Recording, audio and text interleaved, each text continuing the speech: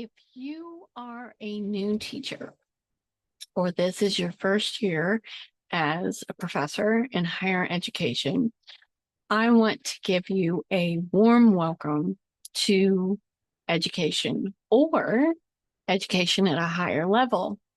I have a bunch of tips and tricks already recorded that you can find on this channel, and I have to give you a very timely tip. I have to laugh at myself. I already recorded what I wanted to say once, went back to watch it because we all hate that, right? Because the bone vibrations when we speak has a profound difference on our voice from, how we hear ourselves and how other people hear us, right? But if you're going to do videos on YouTube, you really need to go back and listen to yourself. And I found a video. Nope, the whole video. Nothing, no sound.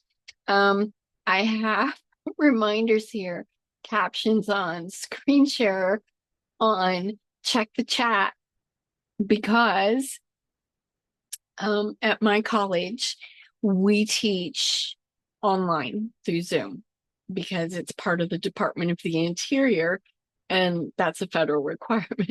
But, excuse me, apparently I also need to make sure that the microphone is turned on. I don't know if you can see the light here. I did not check that before. So I was just talking on for many minutes with no sound.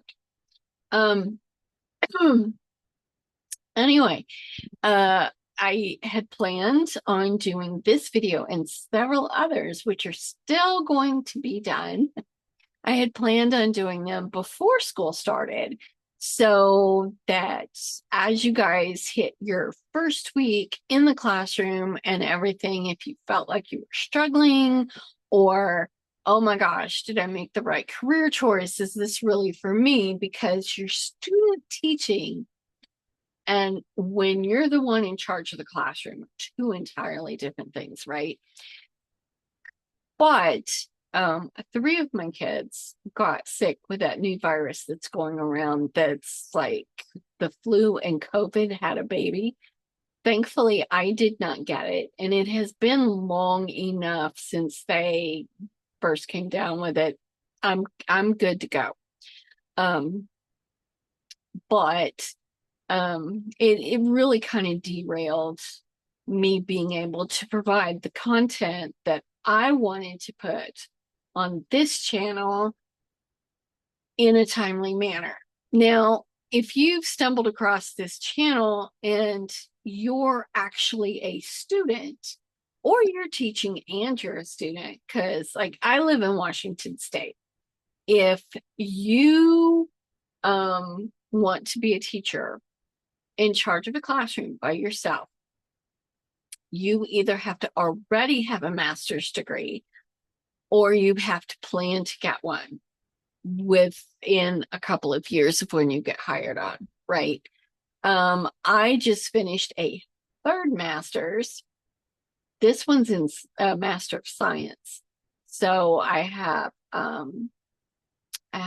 master in law, a master, it's a linguistics degree, a master's in TESOL, teaching English to speakers of other languages, through the College of Liberal Arts at ASU, Arizona State University. And I also have a graduate level certificate in instructional design and performance improvement through the Mary Lou Fulton Teachers College, right? So I have a lot of experience of both being a teacher and a student at the same time. It's not easy. Thankfully, I have to laugh. I'm going to do another video on it, on my experience, because I was expecting Here in the United States, when you finish a master's degree, you usually do a thesis, for your final paper that culminates and reports on everything that you learned and all that stuff. The Master of Science that I just did is in Global Technology and Development, and it's the only degree of its kind outside of the UK and Europe.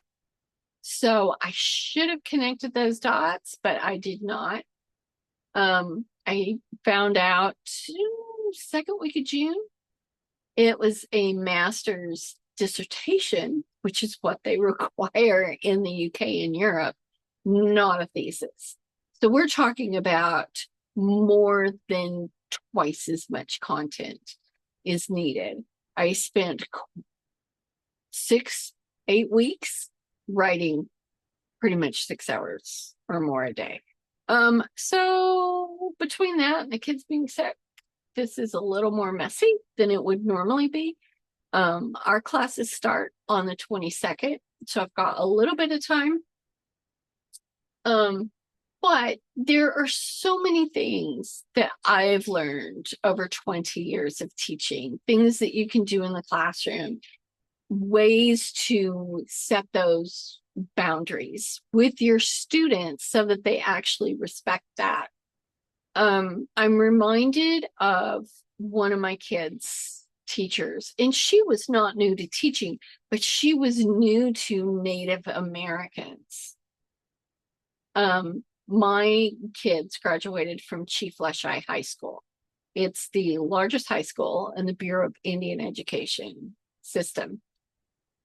And they teased her. They insisted she was from Texas. Everybody who's not from the South thinks you're from Texas. They hear a Southern accent and they're like, oh, are you from Texas? I got that when I moved here. I know, because I am from the South, that accents are geographical, not state to state.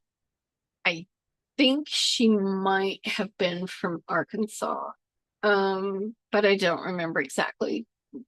This was like 10 years ago, but because it was when my youngest daughter was still in high school.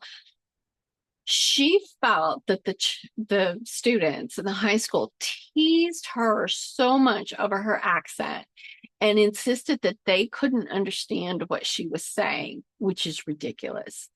That she ended up quitting, I think only a month, might have been 2 months into the school year, and getting on somewhere else. And it distressed me because if she had just reached out to me, right, I could have given her tips and tricks and advice to not do that, where she would not have felt that way.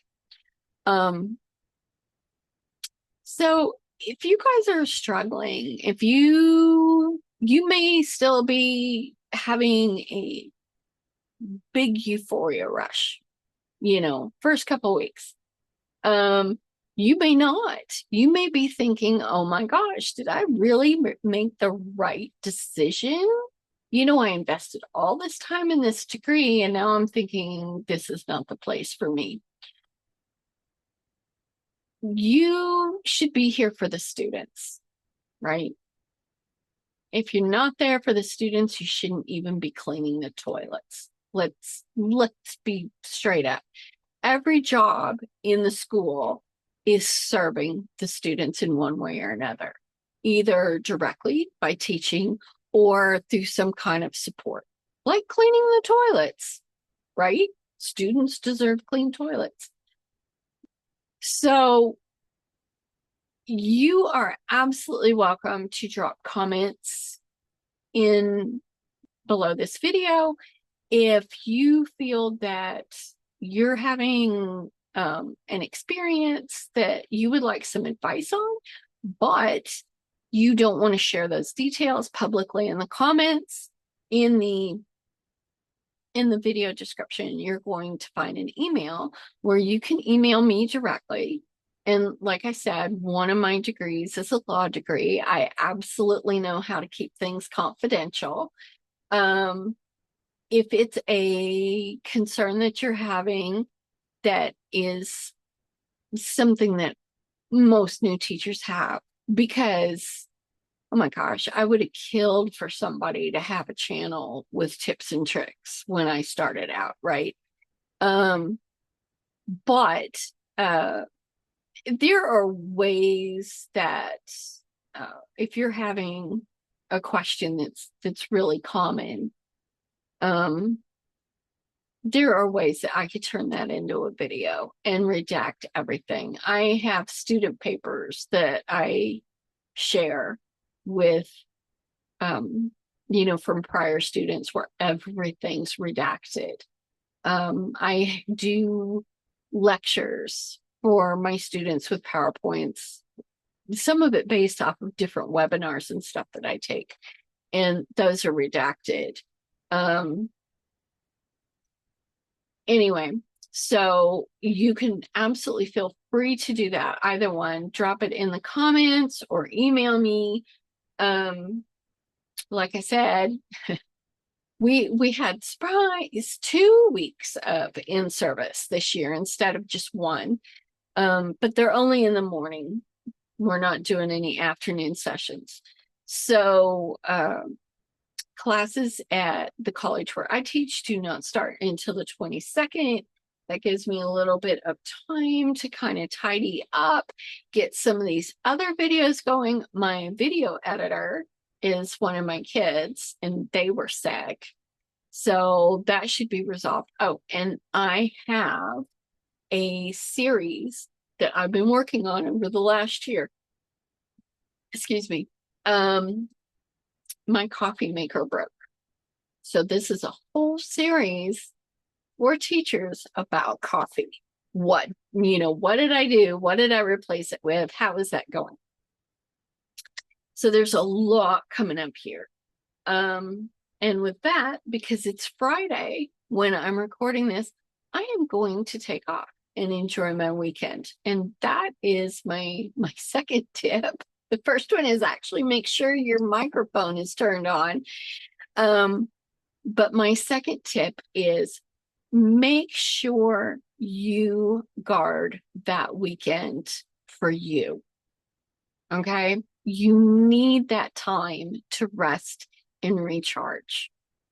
So please do not take stuff home to grade over the weekend, not during midterms and not during finals. If you end up having to spread that out over several days and stay a little bit longer each day, do that. But do not let that bleed over into your weekends. You have to have that time. Okay? So I'm going to go take off for the rest of my weekend, and I will see you in the comments. Thank you.